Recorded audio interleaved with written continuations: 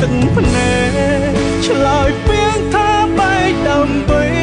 គ្រួសារតែក៏ដឹងថាមិនអាចរស់ខ្វឹងគ្នាក្នុងជាតិនឹងរស់លួចស្រលាញ់គ្នា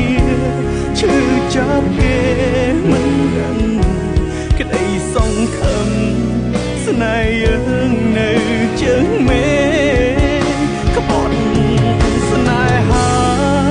ដើរជួបមុខគ្នាមិនហ៊ានអើពើអាចត្រឹមលួចមើលសូម្បីទាំងភ្នែកក៏គ្មានសិទ្ធស្រង់បងខំចិត្តញញឹមបេះដូងខ្ទេចខ្ទមខ្សងព្រមព្រោះស្នេហ៍ពិតទ្រាំព្រោះ